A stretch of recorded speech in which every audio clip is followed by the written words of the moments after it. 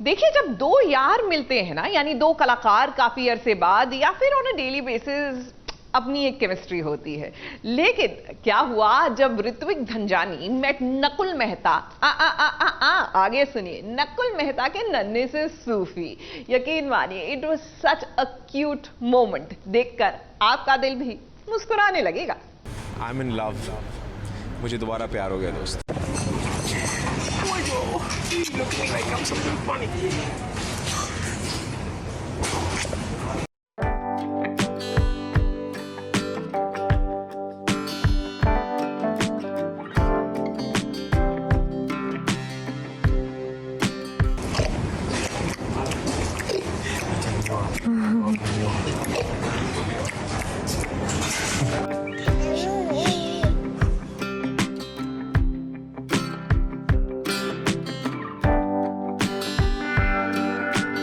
ऋत्विक धनजानी को हो गया है दोबारा प्यार।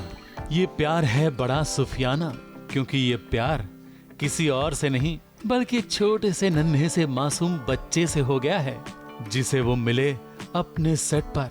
और ये बच्चा कोई और नहीं, नकुल और जानकी का बेटा है सूफी।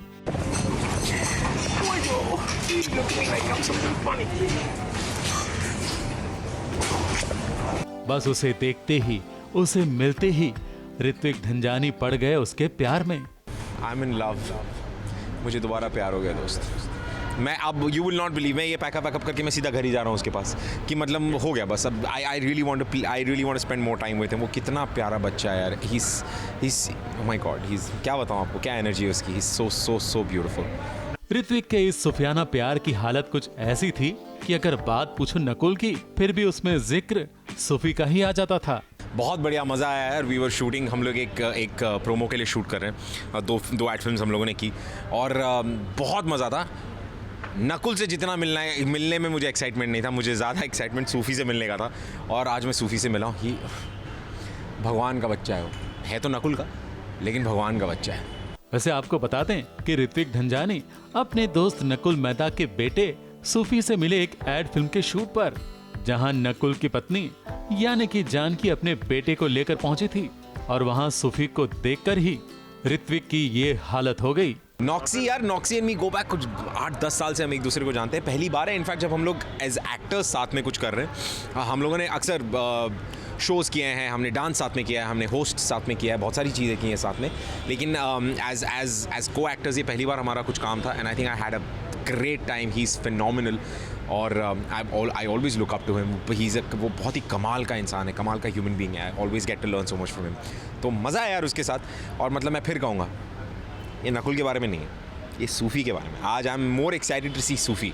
तो ऋत्विक धनजानी ने सूफी का प्यार न सिर्फ सोशल मीडिया पर बयां किया, बल्कि SBS ओरिजिनल्स को भी अपना दिले हाल बता दिया, जिसे हम सब तक पहुंचाया ABP न्यूज संवाददाता कलीम सलमानी ने। बहुत ही जल्दी देख लेंगे सर, आप बहुत ही जल्दी देख लेंगे। ये इनकी ये जो 2 एड फिल्म्स है, ये अगले 10-15 दिन में बाहर आ जाएंगी। आप प्लीज़ देखिए। और इसके साथ साथ नकुल का जो शो है ऑडिबल पे, वो भी सुनिए। मेरा जो शो है बुरी नज़र ऑडिबल पे, वो भी सुनिए। और प्लीज़ हमें बताइए कि आपको कैसा लगा। एंड या थैंक यू। देखिए, ऐसे ही नहीं कहते कि it is all in the mind. अगर आप सोच लें कि आप परेशान नहीं होंगे तो बड़ी से बड़ी प्रॉब्लम आपको परेशान नहीं करेगी। लेकिन अगर आप परेशानी के सामने हथियार डालने के लिए तैयार हैं तो छोटी से छोटी चीज जैसे कि एक नाड़ा भी आपको परेशान कर सकता है। सच्ची कह रही हूं, कुछ ऐसा ही तो हो रहा है। बड़े अच्छे लगते हैं हमें वो राम कपूर जो बिजनेस की हर बड़ी प्रॉब्लम को यूं सुलझा लेते हैं, एक नाड़े से परेशान हो रहे हैं।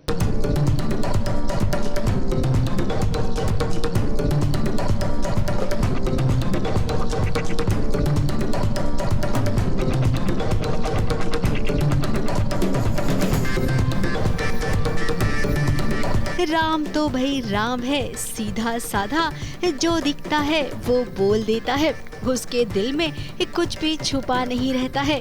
ठीक वैसे ही जैसे कि अपने पजामे के नाड़े को वो छुपाने की कोशिश कर रहा था, लेकिन नाड़े को ही कुछ ऐसी शरारत सूझी थी कि वो राम को परेशान कर रहा था।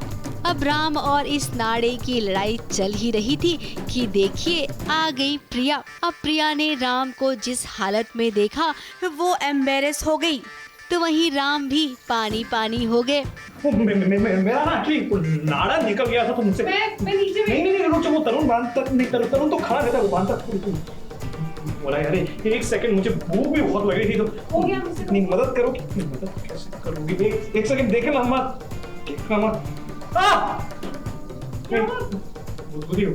मैं नीचे मैं जाती हूँ। रुको हो गया। कुछ देर बाद इन दोनों में डिस्कशन हुआ कमरे को लेकर। पूरे बेड पर कपड़े बिखरे हुए थे। अब वो क्या है ना, राम को आदत नहीं है कुछ भी काम करने की, सो प्रिया अब आई है पत्नी बनकर तो उसे हर काम सिखाएगी। अब राम थोड़ा सा इरिटेट तो होंगे लेकिन प्रिया की बातों से वो गुस्सा नहीं होगा। हाँ मैं कैसे करूँगा, मुझे तो आता ही नहीं है ना, मुझे कुछ नहीं आता, मैं यूजलेस हूँ, होपलेस हूँ, मैं निकम्मा हूँ। मैं पानी वेस्ट करता हूँ, मैं बिजली वेस्ट करता हूँ ना, उसमें एक और चीज ऐड कर लेना, मुझे कपड़े फोल्ड करने नहीं आते, ठीक है? ये सॉरी मुझे नहीं पता था आपको। मैं बिगड़ा हुआ हूँ, मुझे ना ऑफिस में बहुत सारे काम होते हैं, वक्त नहीं मिलता मुझे ये सब चीजें सीखने की, फोल्ड कैसे। हाँ तुम तो ऑफिस जाती हो, तुम तो वो भी करती हो, नहीं तुम कैफे भी चलाती हो, मुझसे नहीं होता। मैं ना साधारण किस्म का इंसान हूँ, मैं I am an ordinary man. मेरा नाम राम कपूर हूँ, मैं राम कपूर है और मैं सुपर ह्यूमन नहीं। ओके मैं सुपर ह्यूमन हूँ। कि कुछ ऐसे ही नोक झोंक के बाद तो ही ये दोनों एक दूसरे को समझेंगे, और जब समझेंगे तभी तो इन दोनों को एक दूसरे का साथ बड़ा अच्छा लगेगा। ABP news report.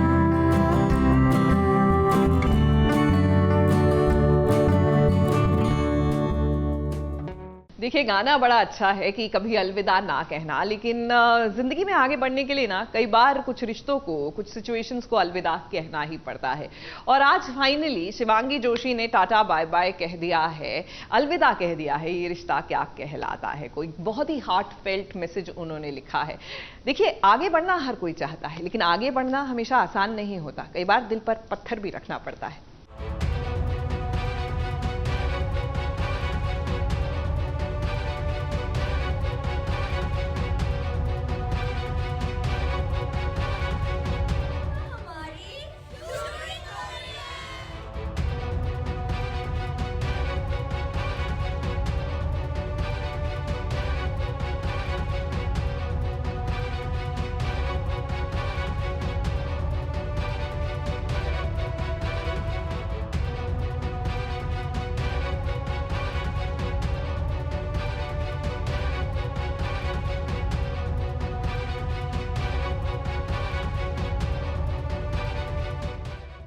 मैं हमेशा नायरा और सीरत को जो दर्शकों का ढेर सारा प्यार मिला है उसके लिए शुक्रगुजार रहूंगी, खासकर नायरा के लिए। ये रिश्ता में नायरा और सीरत दोनों ही किरदार को प्यार मिला और नायरा का किरदार तो मैं कभी नहीं भूल पाऊंगी। जनता ने जो बेइंतहा प्यार दिया उसे भी कभी नहीं भुला पाऊंगी। कुछ यही कहना है नायरा यानी कि शिवांगी जोशी का।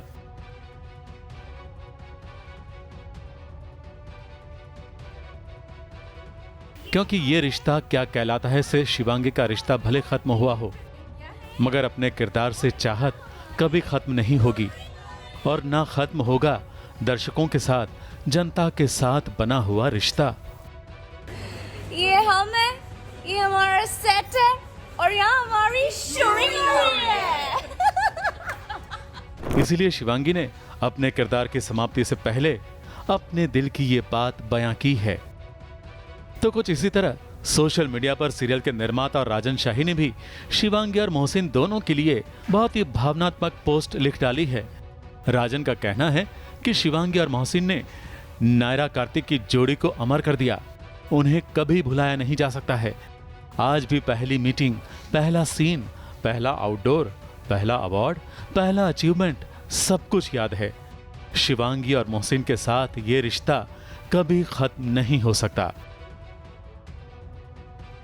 जनता ने शिवांगी और मोहसिन की नायरा कार्तिक की जोड़ी को सच में बहुत प्यार किया। ये रिश्ता क्या कहलाता है कि दर्शक भी उनकी इस जोड़ी को कभी नहीं भुला पाएंगे। उनके चाहने वालों के दिलों में वो हमेशा राज करते रहेंगे। ABP news report.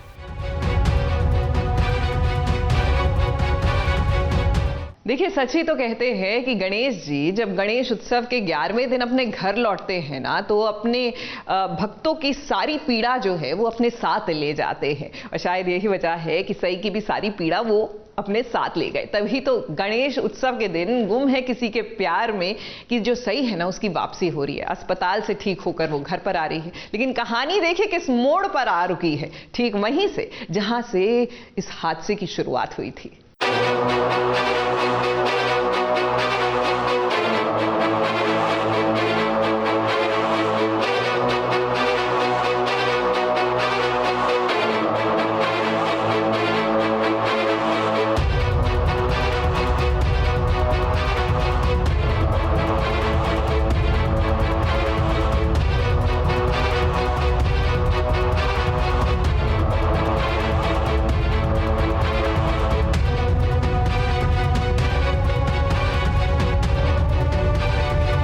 सीरियल गुम है किसी के प्यार में विराट और सई के साथ गणपति विसर्जन का ये सीन देखकर आप ये मत सोच बैठना कि भाई कहीं ये कोई पुराना सीन तो नहीं है। आपको बता दें, ये शूट जरूर पहले का किया हुआ है, लेकिन सीन ऑन एयर के हिसाब से एकदम बराबर है। बस घर के लिए जा रही हूँ, रास्ते में हूँ और नीचे यहाँ पे गणपति विसर्जन का दिन है, तो गणपति फेस्टिवल सेलिब्रेट किया जा रहा है एंड वही उसके बीच में फंस गई हूँ। अब क्या करें, एक कहानी इनकी थोड़ी सी नहीं बल्कि बहुत ही धीमी चल रही है, लेकिन कोई बात नहीं। विराट, सम्राट, पाखी और सई, इनकी कहानी दर्शकों को पसंद तो आ रही है, इसीलिए ये अपने हिसाब से कहानी चला रहे हैं। अस्पताल से ठीक होकर सई घर लौट रही है। रास्ते में उसे वही जगह दिखी जहाँ पर उसका एक्सीडेंट हुआ था, यानी कि उसने जिस बच्चे को बचाया था वही बच्चा उसे नजर आया। फिर क्या, उसे ढूंढते ढूंढते सई आ गई, लेकिन बाजे गाजे का शोर उसे बर्दाश्त नहीं हो रहा था। तो वहीं विराट भी हैरान परेशान था कि भाई उसकी सई गई कहाँ। अब भाई पुलिस वाला है तो पुलिस वाले की मदद से उसने अनाउंसमेंट करवाया, गणपति बाप्पा पुढच्या वर्षी। सुनो प्लीज, थोड़ी देर के लिए आप लोग म्यूजिक बंद कर दीजिए, it's a request, please please, thank you thank you.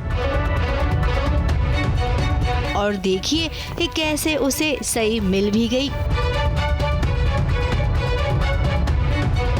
कुछ किसी कारण की वजह से उतरती हूँ गाड़ी से एंड आगे पीछे हो गए हैं विराट और मैं, और अब वो मुझे खोज रहे हैं और मैं भी कहीं वीक तो हुई क्योंकि अभी ऑपरेशन हुआ, तो थोड़ा वीक फील तो कर ही रही हूँ और इन सब चीज़ों में फंस गई हूँ, शोर शराबे में और इसमें।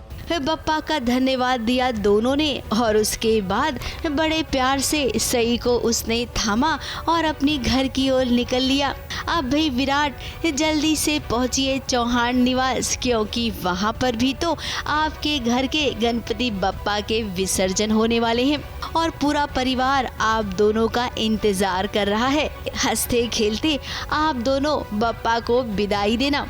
मुंबई से रुजेला फर्नांडिस के साथ ABP news report.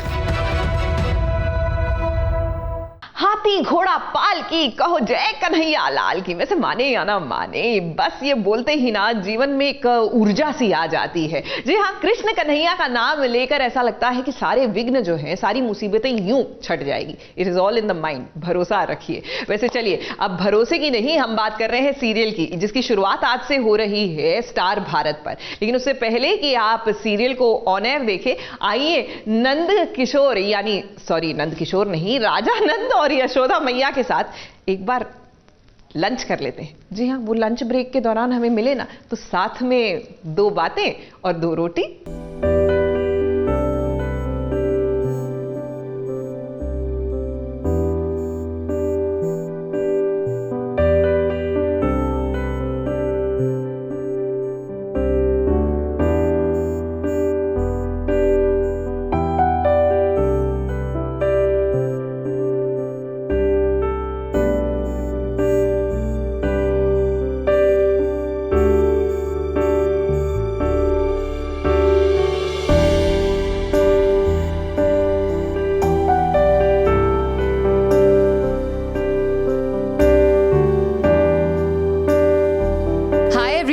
This is Aditi Sajwan और हम आज हैं सास बहू और साजिश की टीम के साथ और मेरे साथ है मेरी टीम, मेरे प्यारे फैमिली मेम्बर्स नंद बाबा, गैवी चहल, बोलिए हाय, हेलो जी, नमस्ते।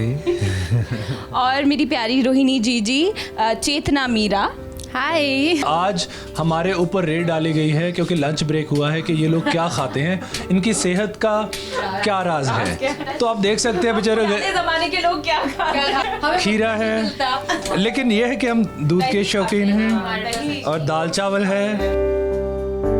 नहीं, आप खाइए ना, हम आपको खाना देते। देखिए कितना सारा खाना है यहाँ पर। हमारे चने आए हैं, हमारी करेले की सब्जी है, दाल है, चावल है, रोटी है, दही है। ये हमारा कांस्टेंट होता है, हमें हमेशा दही मिलती है और वो अच्छी होती है। दही सबको खानी चाहिए, तो हम दही हमेशा खाते हैं। मैं छाछ पी चुकी हूँ।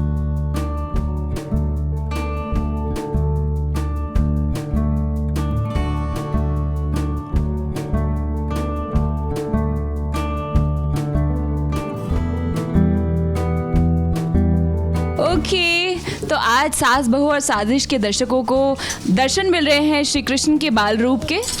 हमारी छोटी सी कान्हा हमारे साथ खाना खा रहे हैं और आपको पता चली गया होगा ये बनाना उसका फेवरेट है। उसकी वैसे तो बहुत सारी चीज़ें फेवरेट है, लेकिन banana one of the top things. खिला दो। दही से ज़्यादा चम्मच खिलाया है और ऐसी मेरी मूछें बन जाती हैं दही की। अरे बाप रे।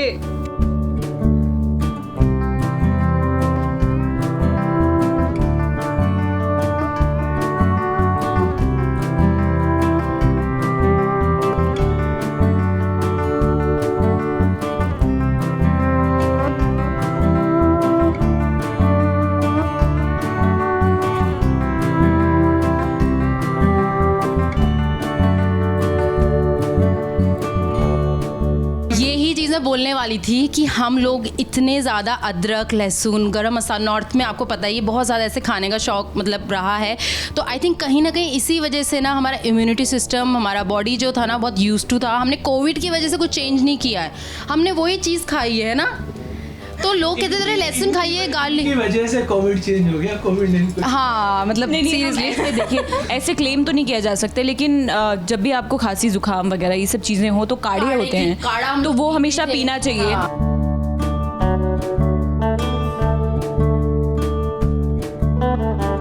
देखिए जो हमारी कान्हा है वो बहुत ही प्यारी 1.5 साल की बच्ची है। उसकी कुछ फेवरेट खाने की चीज़ें हैं जो मेरी भी फेवरेट है। उसे चिप्स बहुत अच्छे लगते हैं और मुझे भी चिप्स बहुत अच्छे लगते हैं। तो मेरे पास ज़्यादातर चिप्स होते हैं जो मैं उसे खाने को देती हूँ और फिर वो चिप्स खाने के चक्कर में गोदी में आकर भी खाना चिप्स खाती है। फिर वो दही खाना बहुत पसंद करती है, तो उसे दही खिलाते हैं हम। और कभी माखन के शॉर्ट्स होते हैं तो दही रख देते हैं या श्रीखंड रख देते हैं, तो उसको वो बहुत अच्छा लगता है। वो ऐसे खाती है जैसे कि माखन ही खा रही हो।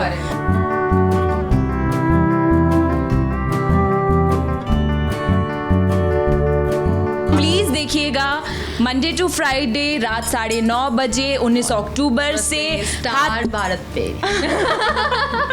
स्टार भारत पे हाथी घोड़ा पाल की जय कन्हैया लाल की। साथिया तूने क्या किया। एक्चुअली वो गाना इसलिए याद आ गया क्योंकि साथिया की बात कर रहे हैं ना, और साथिया में आई एम श्योर हमारी गहना यही सोच रही होगी आनंद के बारे में कि हे तूने क्या किया और तुम्हारे चक्कर में लो मेरी लाइफ में कितनी बड़ी प्रॉब्लम आ रही है। वो क्या है ना कि टेक्निकली देखा जाए it's not a problem, because गहना के सास ससुर की मंशा अच्छी है कि बेचारी लड़की के सामने उसका पूरा जीवन पड़ा हुआ है, आनंद मिल नहीं रहा, मतलब आनंद है नहीं अभी स्टोरी में। तो ऐसे में लड़की अपनी पूरी जिंदगी उसको याद करते हुए थोड़ी ना बिता सकती है। तो बस गहना के लिए लड़का देखा जा रहा है, लेकिन गहना अभी शादी करने के मूड में बिल्कुल नहीं है।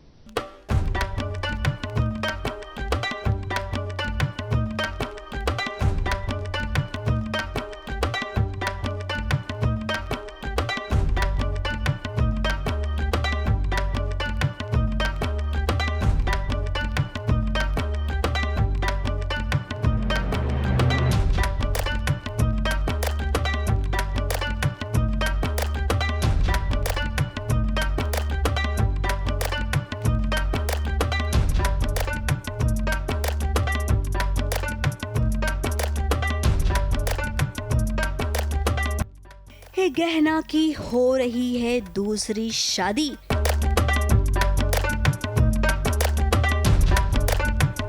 अब अनंत की जिंदगी से वो बहुत दूर चली जाएगी। तो सब ट्राई कर रहे हैं। पहले तो उन्होंने बहुत मनाया, ना मानने के बाद फिर बाद में ठीक है, बापूजी ने इमोशनली ब्लैकमेल किया, मैं रेडी हो गई। बा और बापूजी अब गहना की ऐसी हालत और नहीं देख सकते, इसीलिए उन्होंने लिया है बड़ा फैसला, और इस बड़े फैसले को इनकार भी नहीं कर पाई गहना बहू। ये क्या जाने कि इनकी लाइफ में जो कुछ भी होता है उसके पीछे कनक का मास्टरमाइंड चल रहा होता है। बस किसी भी तरह मुझे गहना को इस घर से बाहर निकालना है ताकि इस घर पे वापस मेरा राज हो जाए। अब बापूजी, ये तो आप दोनों गहना पर इमोशनल अत्याचार कर रही हैं। आप लोगों को लगता है कि गहना खुश रहेगी जब उसकी दूसरी शादी हो जाएगी। अब अनंत भी तो वही है, लेकिन वो कुछ कर भी नहीं सकता है। वो क्या है ना, उसका मिशन खराब हो जाएगा। अब ऑडियंस के लिए तो खुलासा हो ही चुका है कि अनंत ही सिद्धार्थ है और सिद्धार्थ ही अनंत है। इनके लिए नहीं हुआ है। तो वो कहते हैं ना कि कितना भी कर लें, आप झूठ बोल रहे हैं पर जो फीलिंग सच्ची होती है वो तो आएगी। इधर गहना ने भले ही बा और बापूजी को दूसरी शादी के लिए हाँ कह दी हो, लेकिन उसने भी एक चाल चली, लेकिन वो चाल फेल हो गई। जब इसने अपना प्लान खेला तो कनक का प्लान तो ऑलरेडी प्लांटेड था, तो इसका प्लान भी नहीं काम किया और लड़के ने हाँ बोल दिया शादी के लिए। पर कोई नहीं, कितने भी प्लानिंग प्लॉटिंग कर लो, एंड में तो मैं कुछ ना कुछ ऐसा करूँगी। और जैसे मैं अड़ी हूँ डे 1 से कि अनंत जी आएंगे, अनंत जी है, तो वो मैं प्रूव करके ही रहूँगी। खैर अब देखना ये होगा कि गहना की दूसरी शादी होते होते क्या अनंत आतंकवादियों का पर्दाफाश कर देगा और अपनी गहना की शादी रोक देगा।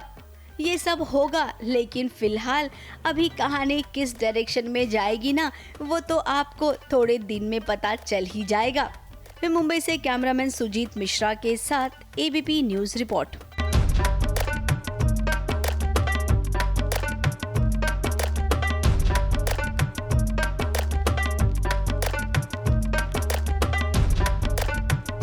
देखिए, ऐसा नहीं है कि हमारे जो अनुपमा के वनराज है वो हर चीज गड़बड़ ही करते हैं। भाई सुधांशु पांडे जो है वो बहुत ही सुलझे हुए इंसान हैं और सुलझी हुई बातें करते हैं, और यही वजह है कि उन्होंने एक बहुत ही अच्छी मुहिम की शुरुआत की है, एक बहुत ही जायज सा सवाल उठाया है।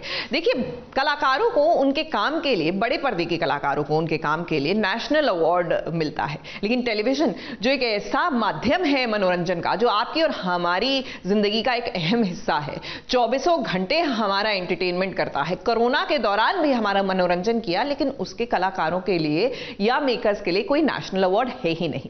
सुधांशु पांडे का कहना है कि ये गलत है, ऐसा होना चाहिए। चलिए आज मुलाकात करते हैं और उनकी इस मुहिम का हिस्सा बनते हैं।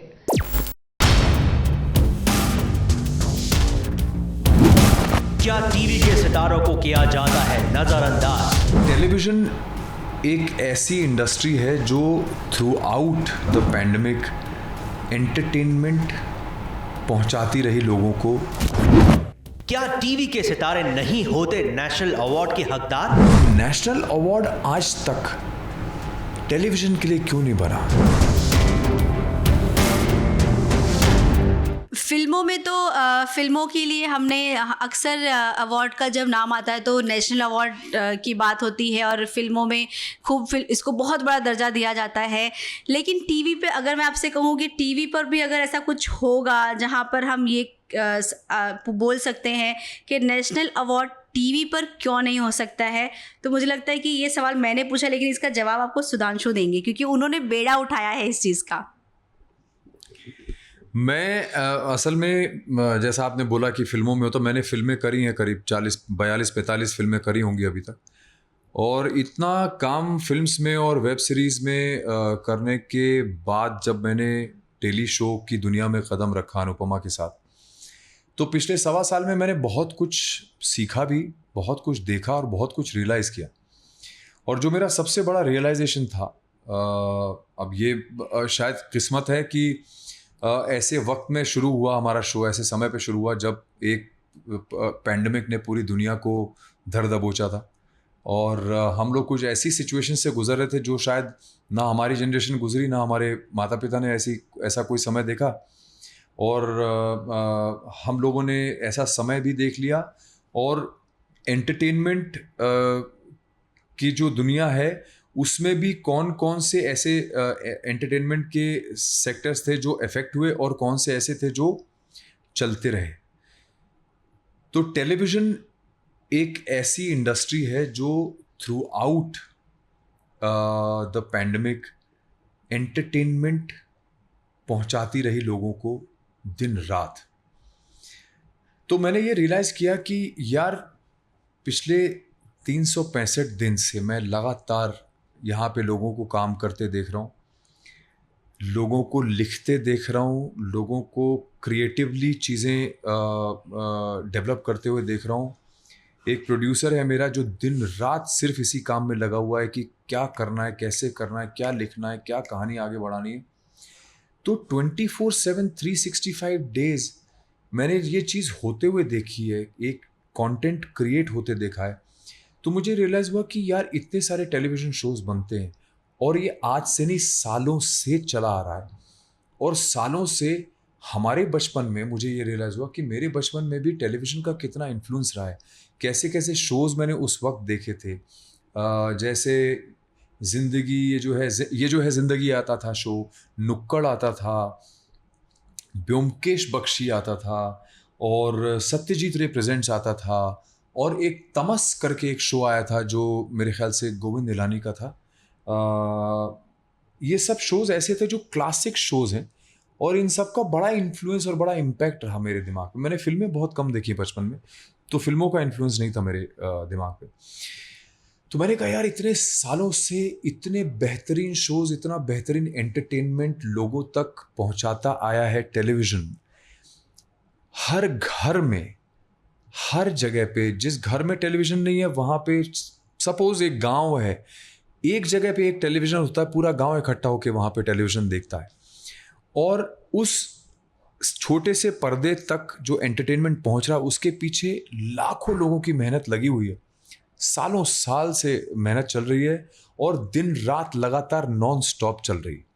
और ये सिर्फ एंटरटेनमेंट चैनल्स की बात नहीं कर रहा हूँ, मैं न्यूज़ चैनल्स की भी बात कर रहा हूँ, क्योंकि न्यूज़ चैनल्स भी 24/7 365 डेज काम कर रहे हैं। चाहे पैंडेमिक हो, चाहे बाढ़ आई हो, चाहे तूफान हो, चाहे कुछ भी हो। प्रोड्यूसर्स, रिपोर्टर्स, डायरेक्टर्स, कैमरामैन, हर इंसान सड़क पे उतरा होता है और नॉन स्टॉप काम कर रहा है और वो आप तक हर इंफॉर्मेशन पहुंचा रहा है। अपनी जान पे खेल के वो सारे ये काम कर रहे हैं। तो मुझे ऐसा लगा कि यार नेशनल अवार्ड एक ऐसी चीज़ है जो फिल्म्स को मिलता है, वो एक बहुत बड़ा रिकग्निशन है। क्योंकि जब आपको एक नेशन या सरकार आपको एक नेशनल लेवल पे रिकग्निशन देती है तो उससे मुझे लगता है कि बहुत प्रोत्साहन मिलता है कलाकार को भी, या जो लोग फिल्म बनाते हैं, प्रोड्यूसर्स हैं, निर्माता है, निर्देशक है, कलाकार है, जितने भी लोग हैं, उन सबको बहुत प्रोत्साहन मिलता है। और मुझे ऐसा लगता है कि और इच्छा अंदर से जागृत होती है कि हमें और अच्छा काम करना चाहिए, और अच्छी फिल्में बनानी चाहिए, और ऐसी चीज़ें बनानी चाहिए जो अच्छा संदेश पहुंचा सके लोगों तक। तो आदमी और ज़्यादा मेहनत करता है और एंथुजियाज्म आता है। हमारी टेलीविज़न इंडस्ट्री तो सालों से वो काम कर रही है। तो ये नेशनल अवार्ड आज तक टेलीविज़न के लिए क्यों नहीं बना, या किसी ने आज तक ये बात क्यों नहीं सोची कि नेशनल अवार्ड टेलीविज़न को भी मिलना चाहिए? क्योंकि हम तो पूरे नेशन को और ग्लोबल इंडियन सिटीजन्स को भी हम लोग एंटरटेनमेंट और न्यूज़ पहुंचा रहे हैं। तो ये ख्याल मेरे दिमाग में आया और ये ख्याल आता रहा। फिर मैंने मेरे दिमाग में ये एक तरह से एक सपना बनता चला गया ये मेरे दिमाग में। उसके बाद मैंने ये कुछ मित्रों से शेयर किया।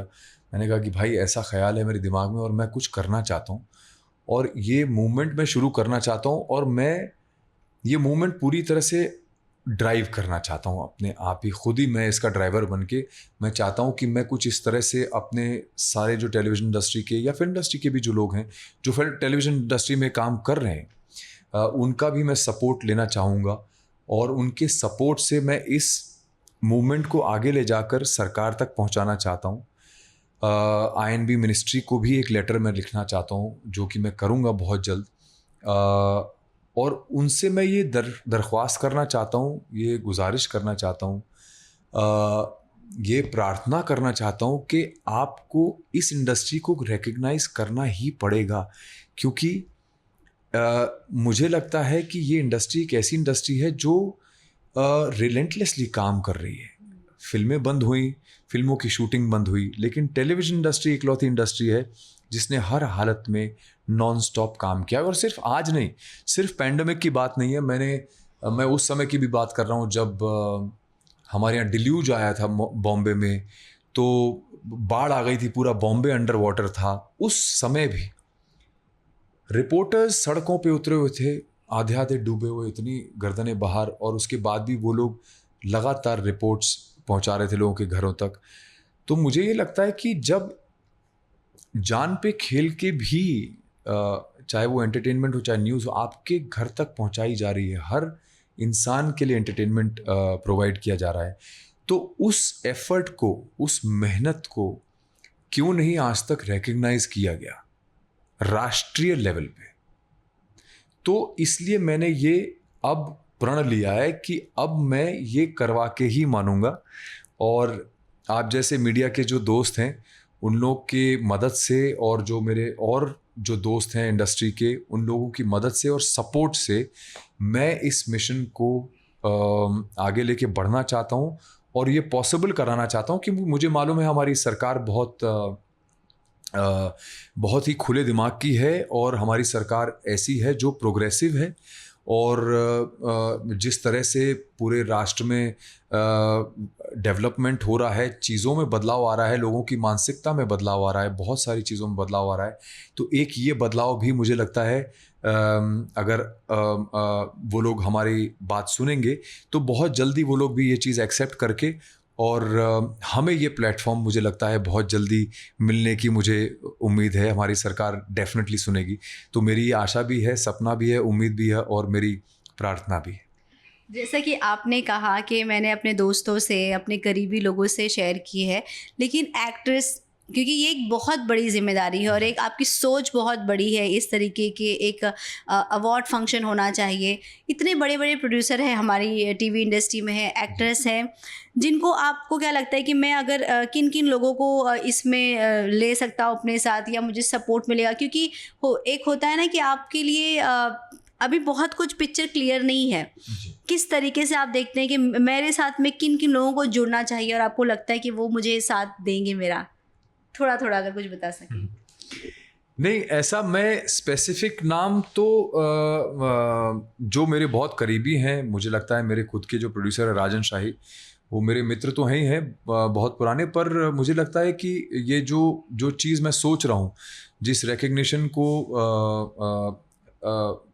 हम लोग सीख कर रहे हैं, हम चाह रहे हैं कि वो रिकग्निशन हमें मिले, ये मुझे लगता है कि सपना मैंने देखा है, पर ये सपना हर आदमी के अंदर की वो इच्छा को जगा देगा, क्योंकि हर इंसान जो इस इंडस्ट्री में है, सालों से काम कर रहा है और इतनी मेहनत कर रहा है और इतना बड़ा अचीवमेंट किया हुआ है। बहुत सारे एक्टर्स ने, प्रोड्यूसर्स ने, डायरेक्टर्स ने बड़ा बड़ा अचीवमेंट किया हुआ है। 13 साल शोज़ चले हैं, 15 साल शोज़ चले हैं, तो अगर वो चले हैं तो बहुत उतना ही बड़ा इन्फ्लुएंस भी रहा होगा हमारी सोसाइटी पे, हमारे जो हमारी जनरेशन्स हैं उनके दिमाग पे भी, तभी वो इतना चले हैं। तो मुझे लगता है कि इस चीज़ में मेरी सपोर्ट में बहुत सारे लोग मुझसे जुड़ जाएंगे, क्योंकि इसमें फ़ायदे और नुकसान की बात नहीं है। ये सिर्फ एक ऐसी चीज़ है जिससे आपको बहुत एक प्राइड जो होती है, जैसे आप अगर फ़ौज में जाते हैं और फ़ौज में आप जब कोई बहादुरी का काम करते हैं तो आपको एक मेडल मिलता है, चाहे वो वीर चक्र हो या जो भी जो मेडल्स होते हैं, जिस तरह के वो मिलते हैं रिकग्निशन, उससे उस फौजी का भी बहुत उसको प्रोत्साहन तो मिलता ही है, बट उसको एक सेंस ऑफ प्राइड मिलता है कि मेरे देश ने, मेरी सरकार ने मुझे रिकग्नाइज़ किया है, तो वो और ज़्यादा जोश में, उसका जोश और बढ़ता है। तो उसी तरह से मैं चाहता हूँ कि हमारी इंडस्ट्री का, हमारे भी सब सेनानी हैं अगर मैं कहूँ तो, जिस तरह से मैंने पिछले पैंडेमिक में काम करते हुए देखा है सब लोगों को दिन रात, मुझे लगता है कि वो भी एक तरह से सेनानी है मीडिया के, तो उन सबको भी वो जोश और वो प्रोत्साहन दिलाने के लिए मुझे लगता है सब लोग सपोर्ट में भी आएंगे और सरकार इस चीज़ को 100% रिकग्नाइज करेगी और ये प्लेटफॉर्म हम लोग को प्रोवाइड करेगी। तो टीवी में आप छोटे पर्दे से फिल्में आपने इतनी की है, छोटे पर्दे से जब जुड़े तब बोलते हैं इस चीज़ों को मैंने सच में, जैसे आपने कहा कि मैंने बारीकी से देखना शुरू किया, तब मुझे लगा ऐसे बहुत सारे एक्टर्स थे सुधांशु जिन्होंने जो जुड़े इस टीवी से, लेकिन एक होता है ना कि कौन जिम्मेदारी लेगा कौन, क्योंकि ये इतना आसान नहीं है। आपको ऐसी कौन सी चीज़ मतलब सबसे ज़्यादा ऐसे लगी कि नहीं यार अब तो ये होना ही चाहिए, ये मतलब क्यों नहीं हो सकता है? मुझे ऐसा लगता है कि आज तक शायद क्योंकि टेलीविज़न इंडस्ट्री में इतना काम होता है और लगातार इतनी मेहनत लगी होती है कि मुझे लगता नहीं है कि आज तक किसी के भी दिमाग में ये बात आई होगी कि यार हमें नेशनल अवार्ड क्यों नहीं मिला। मैं शायद आउटसाइडर हूँ और अभी अभी टेलीविज़न में आया हूँ, तो ये बात शायद मुझे इसलिए समझ में आई क्योंकि मैंने बाहर से, कहते हैं ना ऑब्जेक्टिव व्यू, जब आप देखते हैं तो आपको ज़्यादा क्लैरिटी दिखाई देती है, क्योंकि आप जब इतना नज़दीक कोई चीज़ ले आएंगे तो आपको वो चीज़ धुंधली दिखाई देने लगती है, पर यही चीज़ को आप अगर थोड़ा दूर ले जाएंगे तो आपको एकदम क्लियर दिखने लगेगा। तो मैंने इस चीज़ को दूर से देखा, हालांकि मुझे 1 साल ही हुआ है अभी इस इंडस्ट्री में आए हुए, बट उस 1 साल में मैंने उसको देखा है, एक चीज़ को शेप लेते हुए देखा है। एक शो ऐसा जिस शो का मैं हिस्सा हूँ, अनुपमा, उसको मैंने शेप लेते देखा है और किस तरह से वो शेप लेता है, कितने ज़्यादा शिद्दत से काम होता है। क्रिएटिव राइटिंग, टेक्नीशियंस, लाइटमैन हैं, डीओपीज़ हैं, इतने सारे लोग इन्वॉल्व हैं नॉन स्टॉप। ऐसा नहीं कि हमने एक फिल्म बनाई 2 घंटे की, उसके बाद काम ख़त्म हो गया, रिलीज़ हो गया।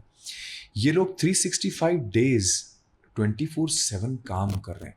अगर दिन में 24 घंटे की जगह 36 घंटे भी होते तो शायद ये लोग 36 घंटे काम करते। तो मुझे लगता है कि बात शायद कभी किसी के दिमाग में आई ही ना हो कि यार हमें इस तरह का रिकग्निशन क्यों नहीं मिला है। तो शायद मेरे दिमाग में ये बात इसलिए आई क्योंकि मैं एज एन आउटसाइडर आया और अब मैं इसको देख रहा हूँ इतने करीब से, और मुझे ये रियलाइज़ हुआ कि यार नहीं, जब कोई मेहनत करता है, जब कोई काम करता है और कुछ अच्छा कंटेंट या एंटरटेनमेंट प्रोवाइड कर रहा है इतने सालों से, तो क्यों नहीं उसको ये रिकग्निशन मिले। इसलिए मैंने ये सोच शायद मेरे दिमाग में आई और इसलिए शायद मैंने ये सपना देखा है कि अब, हालांकि मुझे इतना लंबा समय नहीं हुआ टेलीविज़न से जुड़े हुए, बट मैं चाहूँगा कि मैं इस चीज़ को इस जैसे आपने बीड़ा बोला, ये बीड़ा मैंने अपने ऊपर उठाया है, तो मैं अब इस चीज़ को, इस नैया को मैं पार लगा के मानूंगा। ये तो मैंने सोच लिया।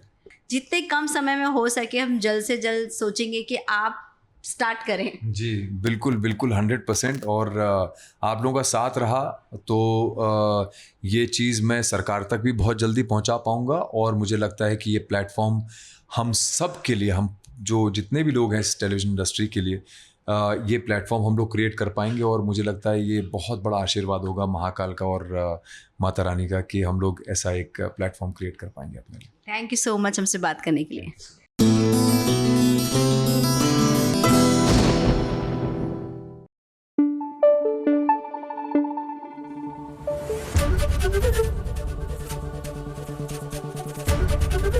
एबीपी न्यूज़ आपको रखे आगे।